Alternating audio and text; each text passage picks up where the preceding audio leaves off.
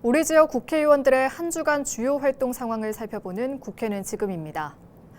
노종면 국회의원이 지난 3일 부평 256동, 북의 1동, 일신동 주민들을 대상으로 22대 국회 첫 의정보고회를 열었습니다. 이어 지난 5일에는 부평 114동 주민대상 의정보고회를 열고 공약 추진 현황과 국회 입법 활동 등 7개월간의 성과를 설명했습니다.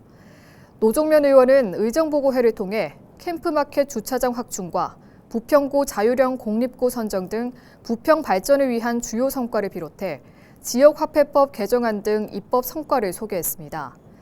노종면 의원은 부평을 위해 많은 성과를 낼 수 있었던 것은 부평 주민들의 성원과 응원 덕분이라며 더 나은 부평을 위해 앞으로도 주민들과 적극적으로 소통하고 함께 의논하겠다고 밝혔습니다.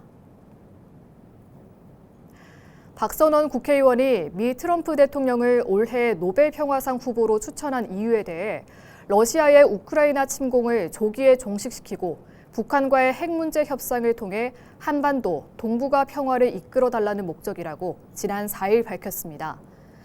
박 의원은 미국과 북한이 핵 문제 협상으로 가는 길은 미국과 북한이 직접 대화에 나서는 것과 우크라이나 문제 해결의 틀 속에서 협상을 개시하는 것이라고 설명했습니다. 특히 후자의 경우 북한은 우크라이나 전쟁에 참여하고 있기 때문에 종전 협상 과정에서 미국, 러시아, 우크라이나, 북한이 자연스럽게 만나게 될 것이라며 미국과 북한의 접촉이 보다 쉽고 신속하게 진행될 것으로 기대된다고 말했습니다.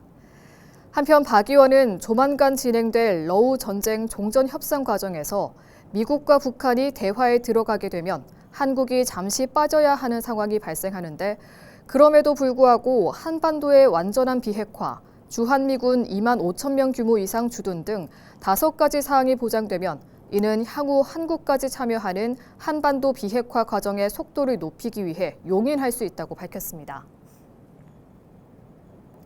이건태 국회의원이 오는 11일 저녁 7시 소사구청 소사홀에서 이건태와 함께하는 우리 동네 민주학교를 개최합니다. 지난해 우리 동네 민주학교 행사에서는 정치, 경제, 문화, 복지 등 각 분야 전문가들의 강의가 진행돼 시민과 당원 1,500여 명이 참석했습니다. 올해는 총 10차례의 강연이 계획돼 있으며 첫 번째 강의는 더불어민주당 법률위원장을 맡고 있는 이용우 국회의원이 다시 보는 대한민국 헌법을 주제로 마은혁 헌법재판관 임명 논란과 윤석열 탄핵 등에 대한 내용을 강연할 예정입니다.